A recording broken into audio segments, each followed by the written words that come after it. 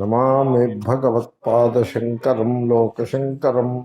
ఓం నమో భగవతే అర్హతే సమ్యక్ సంబుద్ధాయ ప్రియేణ మా సమాగచ్చః మా ప్రియేణ కదాచన ప్రియస్యాదర్శనం దుఃఖం అప్రియస్య చ దర్శనం. ఇది నేను బ్రీఫ్గా చెప్పాను. మనం ఏం చేశామంటే జీవితాన్ని ప్రియము అప్రియము అనే ద్వంద్వములలో విడదీసుకుని కూర్చున్నాము. ప్రకృతి వైపు నుండి ప్రియము అప్రియము అనేవి ఉండవు. ప్రకృతిలో ఒక ఒక ఫినామినల్ ప్రక్రియ ప్రకారం అది నడుస్తూ ఉంటుంది. దాని పేరే ప్రకృతి. ప్రకృష్టం కృతి ప్రకృతి. 100 మొక్కలు నేను ఒకసారి కొబ్బరి మొక్కలు పాతించా. 100 మొక్కలు పాతించా ఓ చోట, ఓ గార్డెన్లో. 70 మొక్కలు బతికాయి, 30 మొక్కలు పోయాయి. అది ప్రకృతి. ఓకే. అప్పుడు ఆ 30 మొక్కల్ని తీసేసి మళ్ళీ ఇంకో 30 మొక్కలు పాతించాం. 25 మొక్కలు పోయాయి, బతికాయి, 5 పోయాయి. అది ప్రకృతి అంటే అలాగే ఉంటుంది.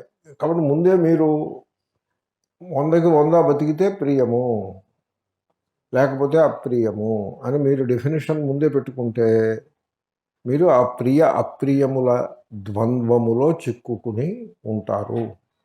కాబట్టి మీరు ఎప్పుడూ కూడా ఆ ద్వంద్వములలో చిక్కుకొని ఉండరాదు. కూర్చోండి.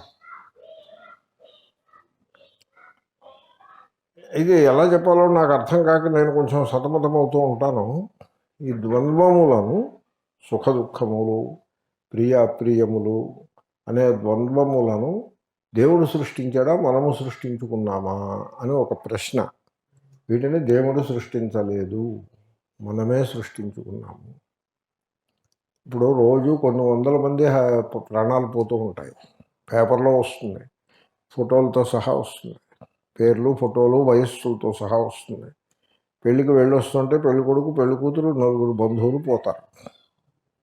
మనం వార్త చదివేసి అయ్యో అని అనుకునేంత టైం కూడా మనకు ఉండదు. మనం పక్క వార్త చదువుకుందుకు పోతాం. అది మనకి ప్రియము కాదు, అప్రియము కాదు. వేరేస్ ఫర్ సంబడి అది ప్రియము. అంటే జలసీ కలవాడికి ప్రియము. ఫర్ మెనీ పీపుల్ అది అప్రియము. ప్రకృతి పాయింట్ ఆఫ్ వ్యూ నుంచి అది ఏది కాదు. ఎందుకంటే ఈ రోడ్ల మీద వెహికల్స్ నడుపుతూ ఉంటారు కదా. By law a few vehicles have to undergo accidents. That is the law. ఎందుకంటే రోడ్ ఇంజనీరింగ్ ఉండదు, డ్రింక్ అండ్ డ్రైవింగ్ మీద కంట్రోల్ ఉండదు, లాస్ ఏమీ ఉండవు. ఓవర్టేకింగ్ చేస్తాడు, వీడు ఓవర్టేకింగ్ చేయనివ్వడు. ఇది ఒక సినిమా ఫక్కీలో వీళ్ళు నడిపిస్తూ ఉంటారు ఈ రోడ్ల మీద. కాబట్టి యాక్సిడెంట్ అవుతూ ఉంటాయి. అది ప్రకృతి. దీంట్లో ప్రియ అప్రియములంటూ ఏమీ లేవు. ఇది ఒక దృష్టి.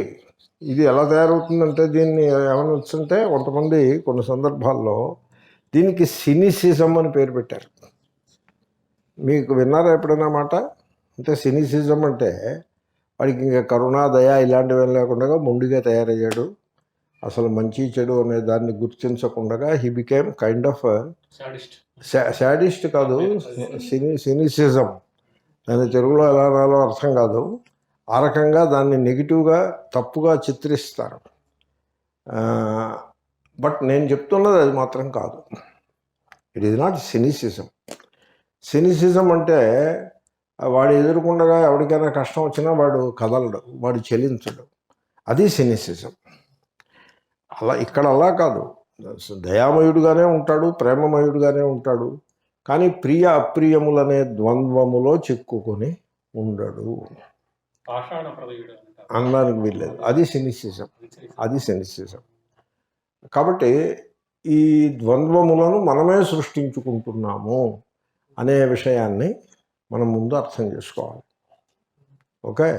ఇప్పుడు నేను పాఠం చెప్పేప్పుడు నాకు ఇటువంటి విద్యార్థులు ఇంతమంది ఉండాలి అని నేను ఒక స్టాండర్డ్ పెట్టుకున్నాను అనుకోండి, ప్రియ అప్రియములను నేనే సృష్టించుకున్నవాడిని అవుతాను కదా. అప్పుడు నాకు ఇప్పుడు ఓ రోజు ప్రియము, ఇంకో రోజు అప్రియం. సపోజ్ నా వైపు నుంచి విద్యార్థి వస్తే పాఠం చెప్పడమే తప్ప ఎంతమంది ఉన్నారు, ఎటువంటి వాళ్ళు ఉన్నారు అనే క్యాల్కులేషన్ ఏమీ లేదనుకోండి. ఓ స్వామి నన్ను అడిగారు, కాకినాడలో నేను క్లాసులు చెప్పాను వారం రోజులు. క్లాసులు అయిపోయినప్పుడు ఒక చోట అనుకోకుండా కలవటం జరిగింది. ఆయన అడిగారు, ఏమిటి ఎక్కడి నుంచి వస్తున్నావు? కాకినాడ. ఎన్ని రోజులు క్లాసులు? భగవద్గీత క్లాసులు 10 days. ఎంత గురుదక్షిణ ఎంత అని అడిగారు. అంటే నేను అన్నాను, అంటే మీ మీ ఎక్స్పెక్టేషన్ ఏమిటండి అని అడిగాను. నేనైతే నాకు ఒక 50,000 గురుదక్షిణ ఉంటుంది అని చెప్పారు. ఎప్పుడు ఈ మాట? 50,000 అంటే ఈ రోజుల్లో 5 lakh రూపీస్తో సమానం. ఈ మాట చెప్పి 15 ఏళ్ల క్రితం చెప్పారు ఈ మాట. సుమారు 15 సంవత్సరాలు 16 సంవత్సరాల క్రితం 50,000 అంటే మరి ఎక్కువ అమౌంటే కదా. నాకైతే కనీసం 50,000 గురుదక్షిణ ఉంటుంది అని అన్నారు. నీకేమైనా 5,000 ఉందా అని అడిగారు. లేదని నేను చెప్పాను. మరి ఇంకా నువ్వు 10 రోజులు ఊరికే ఒళ్ళు హోనం చేసుకుని నువ్వు సాధించింది ఏమిటా? సో ఈ రకంగా ఈ ప్రియ అప్రియములు అనేవి మనము సృష్టించుకుంటున్నాము. ఇదే నేను క్రితం క్లాసులో చెప్పి ప్రయత్నం చేసినట్టున్నాను. ఈ సృష్టిలో మ్యాన్ అండ్ ఉమెన్ అనే బయలాజికల్ ఆపోజిట్స్ ఉన్నాయే తప్ప ప్లెషర్ పెయిన్, ప్రియ అప్రియ అనే ఆపోజిట్స్ వాస్తవముగా లేవు. అవి మనము సృష్టించుకున్నవే. దీనికి దృష్టాంతంగా నేనేం చెప్పానంటే క్రితం క్లాస్లో ఒక పుష్పాన్ని మీరు చూస్తారు, దిస్ ఈజ్ బ్యూటిఫుల్ అని మీరు అంటారు, ఏమండి? అంతేకాదు దాని మీద ఇంకా కొంత వీరంగం కూడా చేస్తారు. అంటే దాన్ని ఫోటో తీయడం, దాని జీన్ ఏదో దాని అది ఏం మొక్క, ఎక్కడ దొరుకుతాయి, ఏ నర్సరీలో దొరుకుతాయి, ఈ సమాచారం అంతా రాసి పెట్టుకోవడం, దాని ఫోటో తీసుకోవడం, ఆ ఫోటోనేమో ఫ్రేమ్ పెట్టి అక్కడ పెట్టడం, ఇలాంటివేవో కూడా చేస్తారు. In doing so you have created ఒక ద్వంద్వమును మీరు సృష్టించినారు.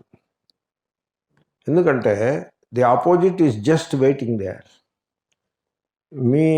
మీ అధీనంలో లేదు. ఇంకా మీ ఆపోజిట్ ఆల్రెడీ క్రియేట్ అయిపోయింది. ఎవరు క్రియేట్ చేశారు? మీరే క్రియేట్ చేశారు. ఏమిటి ఆపోజిట్? అగ్లీ. అగ్లీని మీరే క్రియేట్ చేశారు. కాబట్టి it's only matter of time. ఈ అగ్లీ అనేది మీకు అంటబడుతుంది. మొన్నడు అవ్వచ్చు, 1 week తర్వాత అవ్వచ్చు, 1 month తర్వాత అవ్వచ్చు. You encounter the ugly. అది తప్పనిసరి. ఆ అగ్లీని చూసి ఓ దిస్ ఈజ్ అగ్లీ అని మీరు అనుకుంటారు. సో దిస్ ఈజ్ బ్యూటిఫుల్ అన్నప్పుడు ప్లెజెంట్ ఫీలింగ్ మీకు కలిగింది. దిస్ ఈజ్ అగ్లీ అనే పెయిన్ఫుల్ ఫీలింగ్ మీకు కలిగింది. ఆ పెయిన్ఫుల్ ఫీలింగ్ ఈ బ్యూటిఫుల్ ఫీలింగ్ నుంచి పుట్టినది. That is the way it has to be understood. In the first place మీరు బ్యూటిఫుల్ అనే మాట అని ఉండకపోతే అగ్లీ అనేది మీ కాన్షియస్నెస్లో ఉండదు. ఎప్పుడైతే బ్యూటీ అనేది మీరు కాన్షియస్నెస్లో పెట్టుకున్నారో సహజంగానే ఆ కాన్షియస్నెస్లో అగ్లీ అనేది క్రియేట్ అయి ఉంటుంది. therefore you create the beautiful and the ugly. దీనికి ఒక విధానము గలదు. నేను ఇదంతా చెప్పినట్టున్నాను, మళ్ళీ చెప్తున్నాను. ఆహారం విషయంలో కూడా చెప్పారు. ఆహారం విషయంలో మీరు కనుక ట్రైనింగ్ అలా ఇచ్చినట్లయితే you can train your self like that. ఇది చాలా బాగుంది అనే ఎక్సైట్మెంట్ లేకుండా జీవించేస్తారు మీరు. ఏదో ఉంటాయి, ఏవో బాగుండవు. ఆ ఎక్సైట్మెంట్, ఆ కమిట్మెంట్, ఆ ఫోకస్ లేకుండా బతికేస్తూ ఉంటారు. ఒక రకంగా చెప్పాలంటే బ్లాండ్గా బతికేస్తూ ఉంటారు. బతికేస్తూ ఉంటే మీకు ఈ పూట భోజనం సరిగ్గా లేదు అనే మాట ఉండదు. ది ఆపోజిట్ ఉండదు. It is a knack not to create the opposites అన్నది. It's a knack. అది ఆయన చెప్తున్నాడు. ఆయన ఏమంటాడో చూడండి. ప్రియేణ మా సమాగచ్చ మా అప్రియేణ కదాచన ప్రియస్య అదర్శనం దుఃఖం అప్రియస్య చ దర్శనం. ప్రియేణ ప్రియముతో మా సమాగచ్చ సమాగమమును పొందకుము. అంటే ఇది ప్రియము, ఇది ప్రియము, నాకు ప్రియముతోటి సమాగమము కలిగినది అనే పరిస్థితిని నువ్వు పెట్టుకోవద్దు.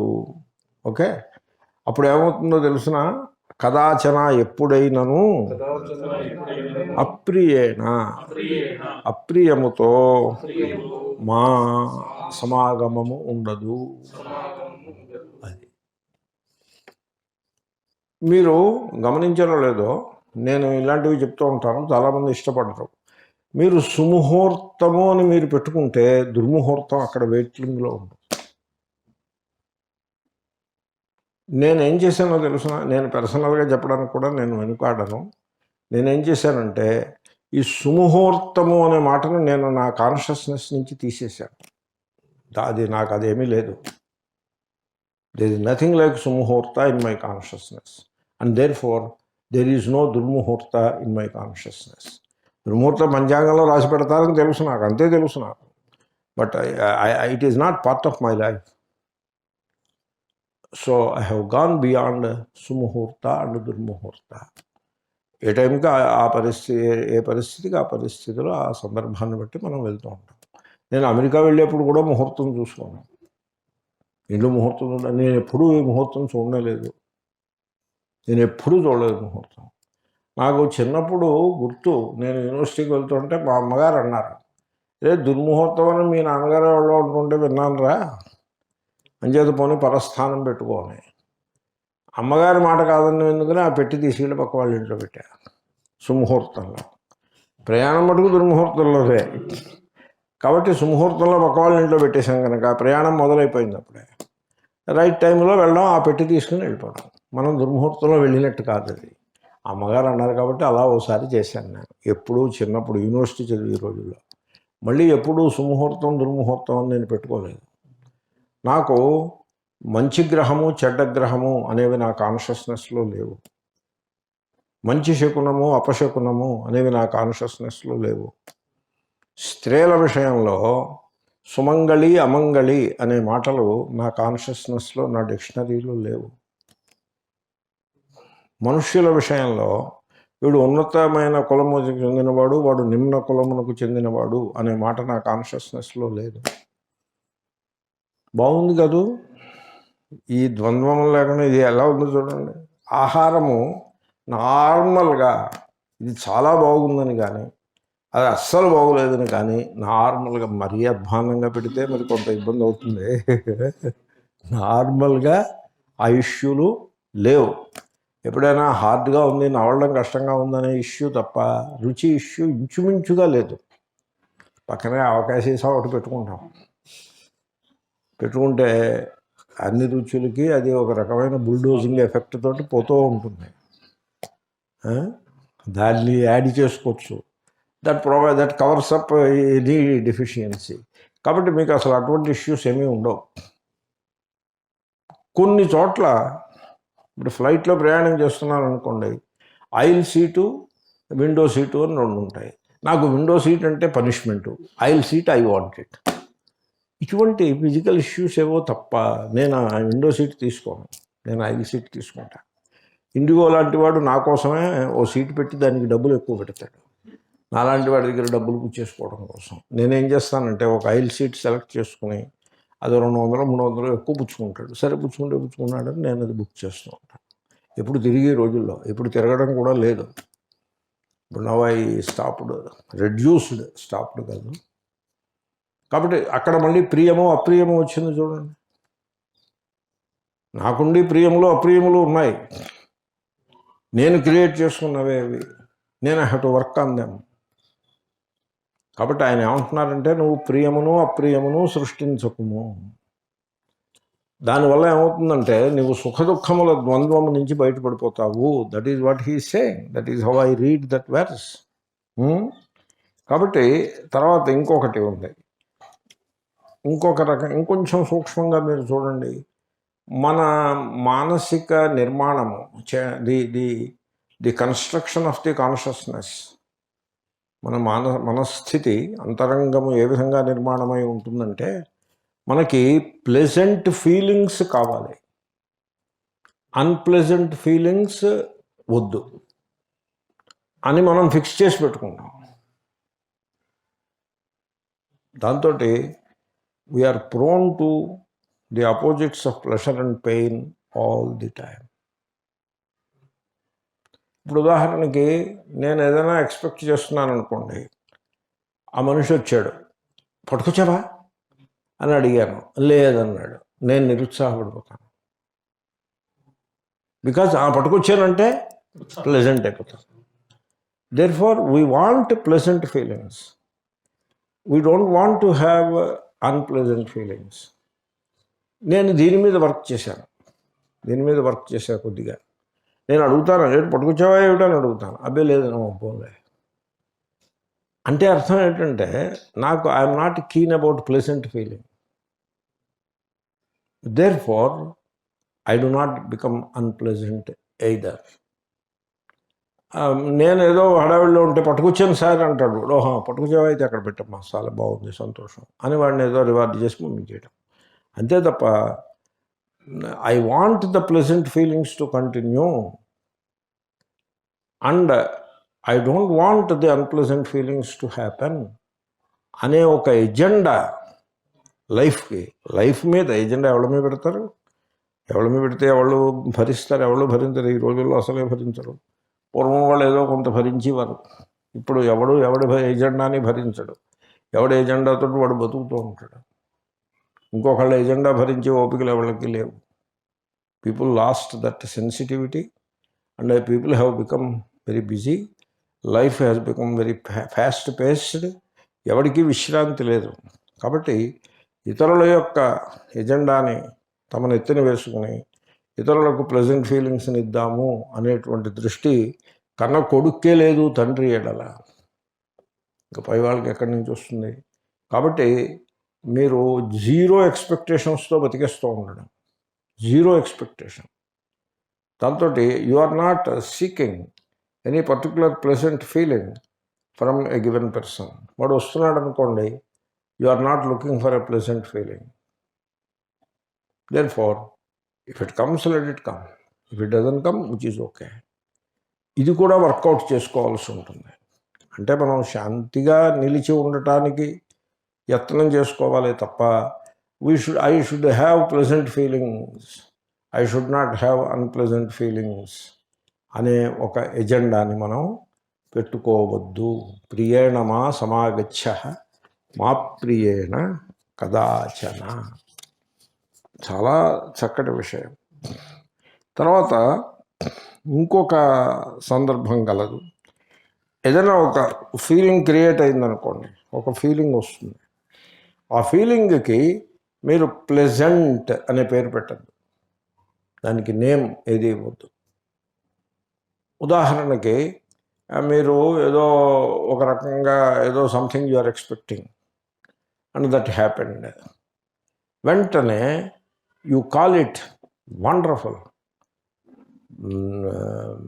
జాయస్, హుర్రే అని ఇలాంటి ఫీలింగ్స్ని ఇస్తారు. నేను అమెరికాలో చూశాను, ఆశ్రమంలో విద్యార్థులు, వేదాంతం చదువుకున్న విద్యార్థులు ఊలలు వేస్తుండగా చూశాను నేను. ఊలలు అంటే తెలుసా మీకు? పక్కన కూడా అని కేకలు వేస్తారు చూడండి, అలాగా. అంటే ది ప్లెజెంట్ ఫీలింగ్ అనమాట. నేను ఆశ్చర్యపోయాను. వై యూ డూ దాట్ అని అడిగా. వాళ్ళు పాపం సమాధానం ఏం చెప్పరు, ఊరుకుంటారు. Are you giving expression to a pleasant feeling? Is that what it is? Yes. Don't do that, don't do that. ఎందుకంటే అలాగ మీరు లేబుల్స్ పెట్టి దానికి ప్లెజెంట్ ఫీలింగ్ అనే ఒక లేబుల్ వేసి ఆ రకంగా మీరు ఎక్స్ప్రెస్ చేసినట్లయితే you are creating the opposite. The అన్ప్లెజెంట్నెస్ని మీరే క్రియేట్ చేసుకుంటున్నారు. That is what you are doing. Don't do that. కాబట్టి మీరు అసలు లేబుల్ ఇవ్వకుండా ఉండగలరా? ఒక సెన్సేషన్ ఉంటుంది. Don't give a label to that. ఇప్పుడు ఉదాహరణకు ఒక డిష్ ఉంది, అది మీ చేతిలో పెడతారు, మీరు నోట్లో వేసుకుంటారు. Don't name it. అంటే name it, this is tremendous, marvellous, wonderful. Don't name it. This is lousy. Don't name it. Can you do that? Can you do that? అలాగే ఒక సెంట్ ఉంటుంది, ఆ సెంట్ ముక్కుకు తగులుతుంది. Oh this is marvellous, tremendous. అటువంటి ఫీలింగ్ని మీరు ఇవ్వకుండా ఉండగలరా? ఫిజికల్ గురించి నేను చెప్పట్లేదు. ఫిజికల్గా ఏదో దెబ్బ తగిలితే నొప్పి తగులుతుంది, నొప్పికి మందు రాస్తే కొంచెం కంఫర్ట్ ఉంటుంది, దాని గురించి చెప్పట్లేదు. నేను సైకలాజికల్గానే చెప్తున్నాను. కాబట్టి this is pleasant, is this sensation is pleasant. Even sound కూడా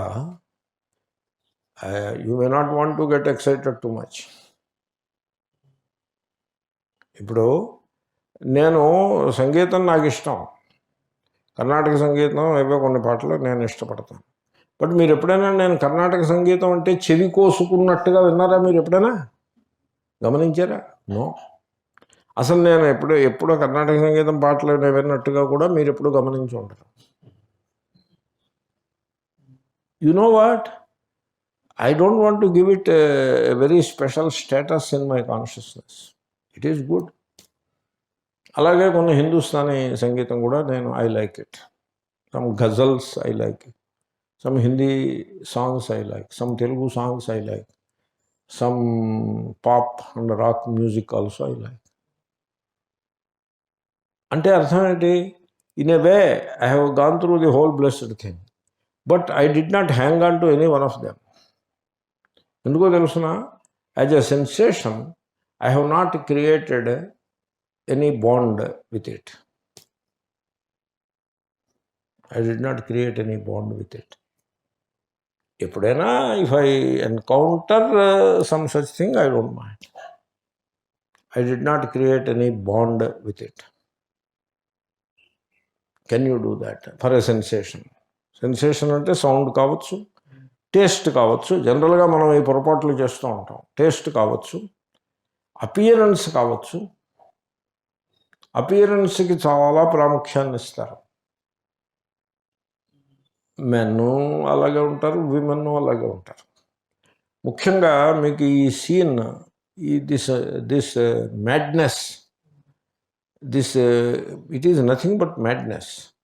దీన్ని మీరు చూడాలంటే వివాహానికి అటెండ్ అయితే మీరు చూడగలుగుతారు. నేను వివాహానికి ఎప్పుడు అటెండ్ అయ్యాను? ఎప్పుడో 50 ఏళ్ళ క్రితం అటెండ్ అయ్యాను. ఓసారి పూజ్య స్వామీజీ మెసేజ్ పెట్టారు, నాకు ఒంట్లో బాగోలేదు, నేను రావట్లేదు, నువ్వు వెళ్ళు. నేను వెళ్ళాను. కుమారవేలు గారి ఇంట్లో వివాహం. స్వామీజీకి ఆహ్వానం ఉండే, వారు రావాల్సి ఉండే, వచ్చి ఆశీర్వదించి ఉండే, కానీ రాలేకపోయారు. నాకు మెసేజ్ వచ్చింది, నేను వెళ్ళాను. అప్పుడు నాకు అర్థమైంది. అలాగంటే ఏవో 2-3 సందర్భాలలో వెళ్ళాను వివాహాలకు. ఆ వివాహం గురించి నేను చెప్పట్లేదు, ఇండియన్ అర్థం. I'm obliged to go, so I went. And then I saw a very open, unabashed display of fashion and jewelry by both men and women. అప్పుడు నేను అనుకున్నాను, మనం ఇటువంటి సందర్భాల్లో అసలు మనం ప్రవేశించనే రాదు. ఎందుకంటే ప్రవేశించి మళ్ళీ దాని మీద ఒక కామెంటు, దానిలో జడ్జిమెంట్, ఇవన్నీ ఇదో కార్యక్రమం. అసలు it is not for us. కాబట్టి సమాజం ఆ విధంగా ఉంటుంది. దీంట్లో ఈ మూర్ఖత్వం ఎక్కడి వరకు పోతుందంటే, మీరు ప్రియ అప్రియములను మీరు క్రియేట్ చేసి పెట్టుకుంటారు. ఇప్పుడు మొత్తం రిలిజియన్ అంతా దాని చుట్టూ తిరుగుతూ ఉంటుంది, మొత్తం కర్మకాండ అంతా దాని చుట్టూ తిరుగుతూ ఉంటుంది. తర్వాత కర్మకాండని క్రియేట్ చేస్తారు. ఆన్ దట్ బేసిస్ మీరు కర్మకాండని క్రియేట్ చేస్తారు. ఫర్ ఎగ్జాంపుల్ పుణ్యాహవాచనము అనే ఒక రిచువల్ ఉంటుంది. ఆ రిచువల్ ఎందుకు క్రియేట్ అయింది? పుణ్య పాపముల యొక్క ఒక ఇంటెన్స్ ఫీలింగ్ వీడు ఉండబట్టి క్రియేట్ అయింది. పాపము ఏదో అయింది, అమంగళము కలిగినది, ఎవరో పోయారు, అమంగళము పాపము, ఎవరో పోయారు, శవం అక్కడ పెడితే తర్వాత శవాన్ని తీసేసిన తర్వాత సోపో ఏదో వేసి కడిగేస్తారు, అయిపోయా. That is the end of it. No, అది అశుచి అలా పోతుంది తప్ప, మాలిన్యం అలా పోతుంది తప్ప అమంగళం పోదు కదా. అమంగళం ఇంకా ఉంది అని వీడి అభిప్రాయం. Out of that sense of inauspiciousness a ritual is created. The name of the ritual is పుణ్యాహవాచనం. He is afraid ఒక ఆబ్స్టికల్ రావచ్చును అని ఒక ఫియర్ ఉంటుంది. ఆ భయం నుండి విఘ్నేశ్వర పూజ అనే రిచువల్ క్రియేట్ అవుతుంది. నాకు డబ్బు కావాలి అనే కోరిక ఒకటి ఉంటుంది.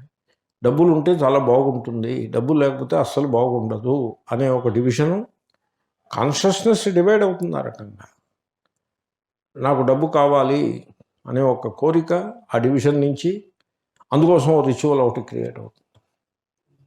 అలాగే గ్రహములకు దీంతో ముడిపెడతాడు, మానవ జీవితానికి గ్రహాలతో ముడిపెడతాడు.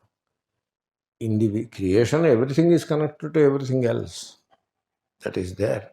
ఇప్పుడు మనం నడుస్తున్నాము అంటే గ్రావిటేషనల్ పుల్ ఓ రకంగా ఉండబట్టి నడుస్తున్నాము. అది కొంచెం తేడా వస్తే మనం నడవలేము. ఫర్ ఎగ్జాంపుల్ మూన్ మీద నడవాలంటే పడిపోతాం, నడవలేము. ఆ గ్రావిటేషనల్ పుల్, ఆ బ్యాలెన్స్ మనకి ఎప్పుడు ఉంది, ఎందుకున్నది? అన్ని గ్రహములు కలిసి సోలార్ సిస్టంలో ఒక యావరేజ్ గ్రావిటేషన్ పుల్ని మెయింటైన్ చేస్తున్నాయి కాబట్టి ఉంది. So in that sense every planet has an effect upon your life. That is scientific and that is predictable also.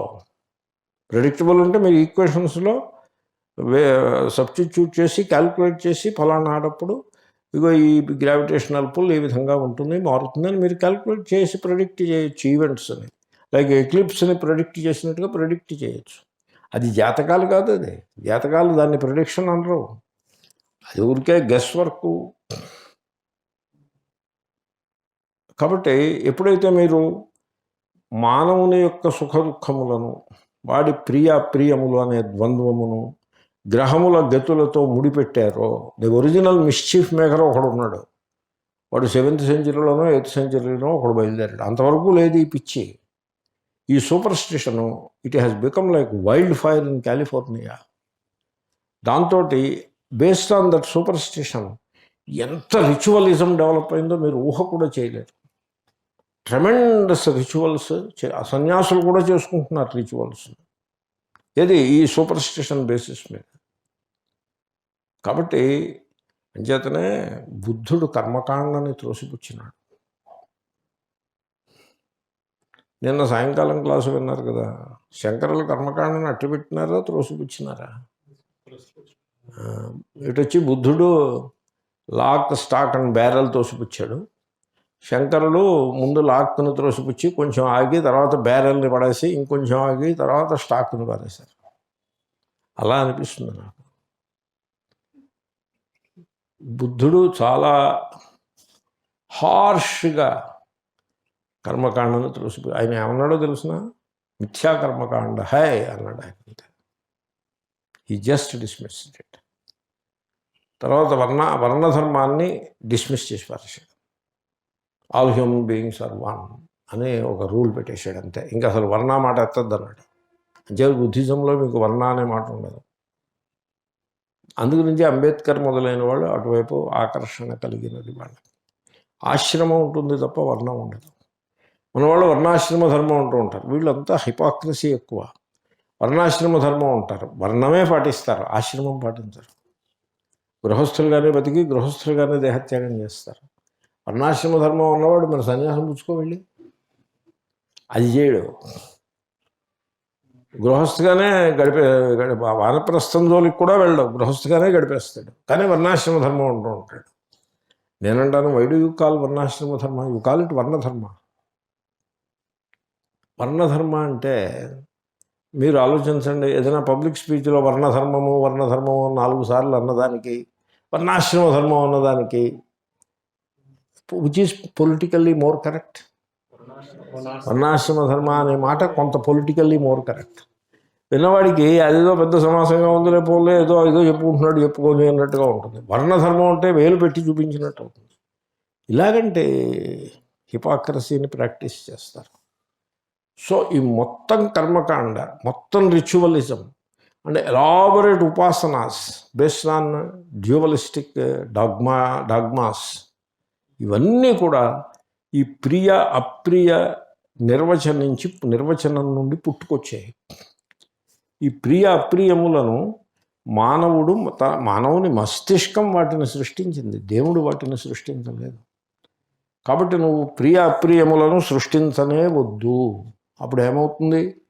నీకు ప్రియము నీకు రాకపోవుట దుఃఖము అనేది ఉండదు, అప్రియము వచ్చి ఒళ్ళో పడుట దుఃఖము అనేది ఉండదు. అది రెండో వాక్యం. ప్రియస్య ప్రియమైన దాని యొక్క అదర్శనం కానరాకుండుట దుఃఖము. మీకు ఆ దుఃఖం లేకుండా పోతుంది. మీరు ప్రియాప్రియముల యొక్క సమాగమం పెట్టుకోకపోతే మీకు ఈ ప్రియ అదర్శనం అనే దుఃఖం లేకుండా పోతుంది. అప్రియస్య చ అప్రియము యొక్క అదర్శనం కానరాకుండుట, కాదు అదర్శనం కాదు, దర్శనం కానవచ్చుట దుఃఖము, అది కూడా లేకుండా పోతుంది మీకు. అంటే ఏమైనట్టు? ప్రియాప్రియ నిర్మాణం మీరు చేసి పెట్టుకుంటే మీకు దుఃఖమే ఉంటూ ఉంటుంది. మీరు ప్రియం అనుకున్నది అదర్శనము దుఃఖము, మీరు అప్రియం అనుకున్నది దర్శనము దుఃఖము. బల్లిపాటు అని ఒక ఆయన ఏం చేశాడంటే, పంచాంగాల్లో ఇలాంటి నాన్ సెన్స్ అంతా రాసి పెడతారు. బల్లిపాటు ఫలము అది ఏడాది కొత్త పంచాంగంలో ఉంటుంది. ఇది ఎక్కడి నుంచి వచ్చింది? అంతకుముందు సంవత్సరం పంచాంగం నుంచి వచ్చింది. వాడి బల్లి గురించి రీసెర్చ్ చేసి రాశాడు. అంతకుముందు పంచాంగంలో ఉండే పారాగ్రాఫ్ ఇక్కడ పెట్టాడు. వాళ్ళని అడిగితే మీకు చెప్తారు వాళ్ళు. అంతకుముందు ఎక్కడి నుంచి వచ్చింది? అంతకుముందు నుంచి వచ్చింది. ఇది పూర్వపూర్వాధ్యాస ఉత్తరోత్తరాధ్యాసకు హేతు ఉన్నట్టుగా ఉంటుంది. దీనికి ఒరిజినల్ మిస్చీఫ్ మేకర్ ఎవడో ఒకడు ఉంటాడు. వాడు రాశాడు బల్లి ఇలా అయితే ఇలాగా. ఈ బల్లులు ఉండనే ఉంటాయి. ఎప్పుడో ఒకసారి అదేదో ఆ పురుగుని పట్టుకునే హడావిడిలో అది misses the step and it falls upon you. అది పడ్డప్పుడు నెత్తిమీ పడవచ్చు, కుడి భుజం మీద పడవచ్చు, ఎడం భుజం ఎక్కడైనా పడవచ్చు యాక్సిడెంటల్గా. మీరు బల్లిపాటు ఫలములు అని అక్కడ టేబుల్ అక్కడ పెట్టి కూర్చుంటే ఆ బల్లి పడగానే అది చూసుకుని వీడు దుఃఖపడుతూ కూర్చుంటాడు. ఓసారి ఏమైందంటే బల్లి పడింది నా మీద. ఏదో బల్లి పడిందని రానా, ఎక్కడ పడింది అన్నాడు ఎవడో చిన్నప్పుడు. ఎక్కడో పడింది, ఊరుకోండి, నోరు మూసుకు ఊరుకోండి అన్నారు మా నాన్నగారు. దాని మీద మళ్ళీ విచారం ఒకటి వదిలేసాం అంతే. That is the end of it. కాబట్టి నేను ఒకరిని చూశాను, పంచాంగం రాగానే కందాయ ఫలములు చూసుకుంటాడు. కందాయ ఫలములు ఏమిటో అవి? 2 సున్నలు మృత్యువు, 1 సున్నా ధన నష్టము అని ఉంది. కింద ఇస్తాడు వాడు. వీడి నక్షత్రానికో ఏదో కందాయ ఫలం ఇచ్చాడు. దాంట్లో 2 సున్నాలు ఉన్నాయి. 500 అని ఉంది. వీడు చూశాడు. వాడు మిడిల్ ఏజ్డ్ పర్సన్. వాడికి గుర్తొచ్చినప్పుడల్లా మృత్యువు గుర్తుకొచ్చేది. ఇది 1-2 సార్లు పొరపాటున వాడు బైక్ అన్నాడు. ఎవరో వీడిని వేళాకోళం కూడా చేసేవారు. ఎరా నీ కందాయిల్లో 2 సున్నలు ఉన్నాయి, వేషాలు వేయకంటావు.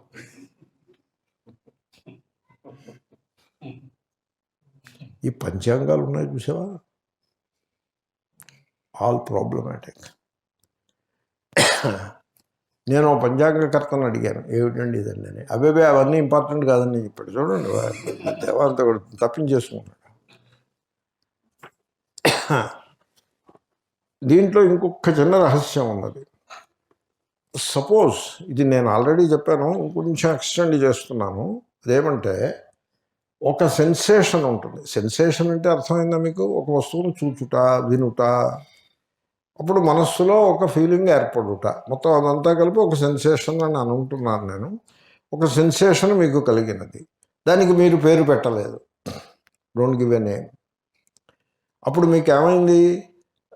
ఆల్రెడీ ఐ హ్యావ్ డిస్క్రైబ్డ్ ప్రియ అప్రియములు అనే ద్వంద్వం నుంచి మీరు బయటపడ్డారు.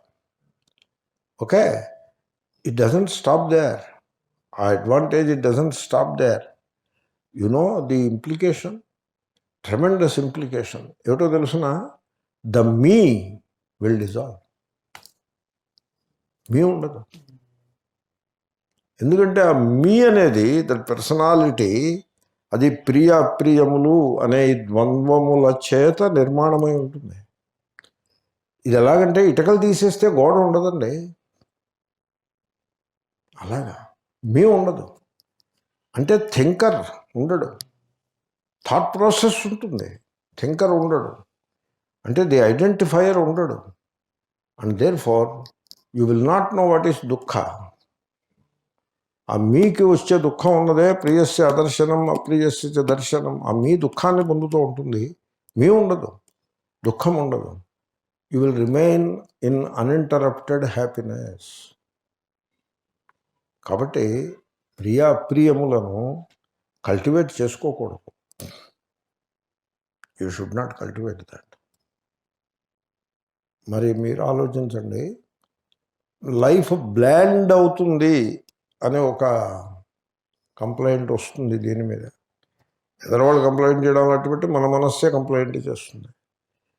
It is not bland. ఇప్పుడు నేను చెప్పిన స్థితి బ్లాండ్ కాదు. It is not stale, it is bliss.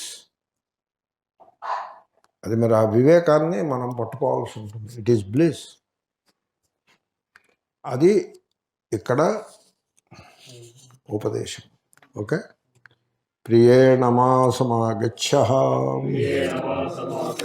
మా ప్రియేణ కదాచన ప్రియస్యాదర్శనం దుఃఖం అప్రియస్య చ దర్శనం తస్మాత్ ప్రియం న కుర్యాస్త్వం ప్రియాపాయో హి పాపకః బంధాస్తేషాన్న విద్యంతే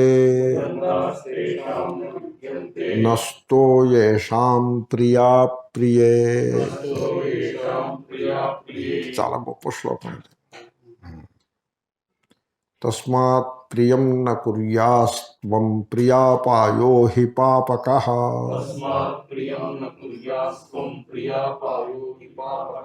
బంధాస్తేషాన్న విద్యంతే నష్టో యేషాం ప్రియా ప్రియే.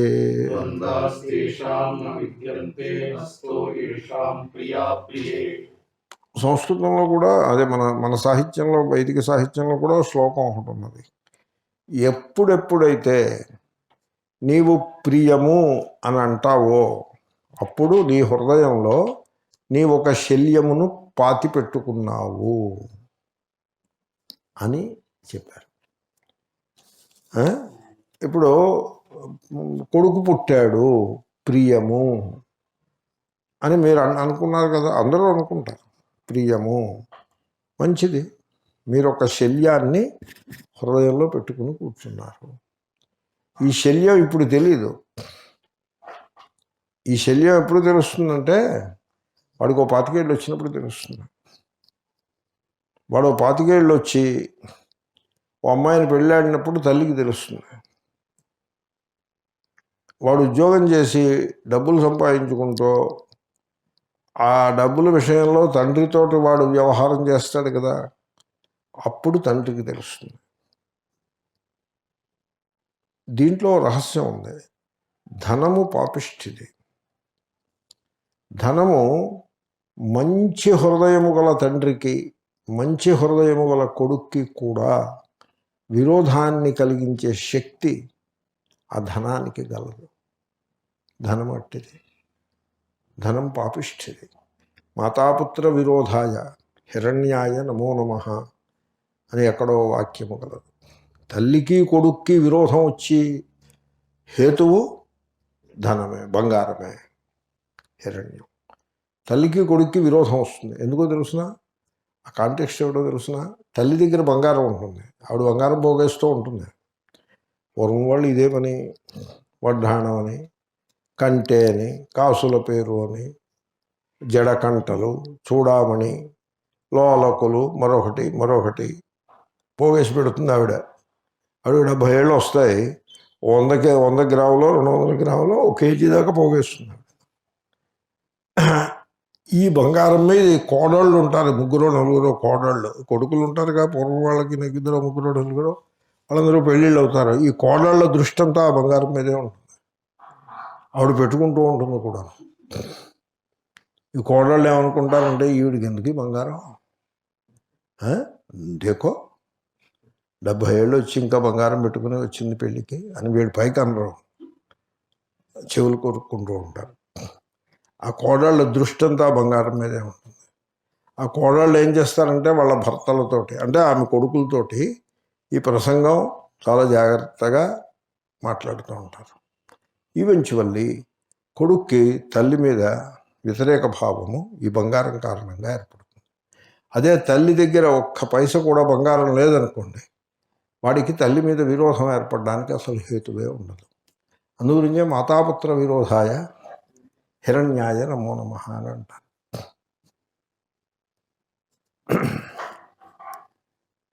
కాబట్టి ఇక్కడ ఆయన ఏం చెప్తున్నాడంటే, నువ్వు ప్రియం అన్నది ఏమీ పట్టుకోవద్దు. ఇది ఉపనిషత్తులో చెప్పింది. ప్రియం చాందోగ్యం బృహదారణ్యకంలో వస్తుంది. ఫలానాది ప్రియము అని అనవద్దు. త్వాం రోత్స్యతి, నువ్వు దేనినైతే ప్రియము అని అంటావో అది నిన్ను మోక్ష మార్గములో ఆటంకమును కలిగిస్తుంది. రోత్స్యతి, రుధ ధాతువుకి లృట్, రోత్స్యతి, అది నీకు ఆటంకమును కలిగించును అని చెప్పారు. దీని మీద కథలు కూడా చెప్తారు. మోక్షం ఇస్తాను తీసుకోమంటాడు దేవుడు. కాదండి, నాకు ఒకళ్ళకి ఇచ్చేస్తే ఎలాగా, వాడికి కూడా మోక్షం ఇవ్వాలని అంటాడు వీడు. అంటే దేవుడు అంటాడు, సరే అయితే మరి వాడిని కూడా రమ్మని మోక్షానికి అంటాడు. వీడు వెళ్ళి మోక్షం ఇస్తాడు దేవుడు, నాతో పాటు నీకు కూడా నేను రికమెండ్ చేశాను, ఇస్తాను రా అంటే వాడు నేను రానంటాడు. కాబట్టి అప్పుడు వీడు ఒక్కడికి మోక్షం వెళ్ళడానికి వీడికి మనసు ఒప్పదు, మోక్షం పోగొట్టుకుంటాడు. కథ అలా ఉంటుంది. కాబట్టి నువ్వు ప్రియము అనే మాట పలకవద్దు. ఇది నాకు ప్రియము అనే మాట అనవద్దు. ఎందుకంటే నువ్వు ఎప్పుడైతే ప్రియము అన్నావో అప్రియము దాని వెంటనే ఉంటుంది. అప్పుడు ప్రియ అప్రియముల ద్వంద్వము నిర్మాణం అవుతుంది. నువ్వు దాంట్లో బద్ధుడవైపోతావు. ఎవళ్ళైతే ఏ మహాత్ములకైతే ప్రియ అప్రియములు అనేవి ఉండవో ఆ మహాత్ములు వాళ్ళు సంసార బంధము లేకుండా ఉండిపోతారు అని శ్లోకం. ఈ శ్లోకాన్ని రేపు ఫినిష్ చేద్దాం, ఈ పాయింట్ దగ్గర ఆపుదాం. ఒకసారి శ్లోకాన్ని అని, తస్మాత్ ప్రియం న కుర్యాస్త్వం ప్రియాపాయో హి పాపకః. ఆయన ఏమంటున్నాడంటే, నువ్వు ఏది ప్రియం అంటావో అది నీకు దూరం అయిపోతుంది. ప్రియం అంటూ ఉంటే అది దూరం అవుతుంది కదా. అది దూరం అవ్వడమే పాపము, అంటే దుఃఖము, అది బంధము. ప్రియము, అపాయము, దుఃఖము, బంధము. బంధాస్తేషాన్న విద్యంతే నష్టో యేషాం ప్రియా ప్రియే. ఓం పూర్ణముదః పూర్ణమిదం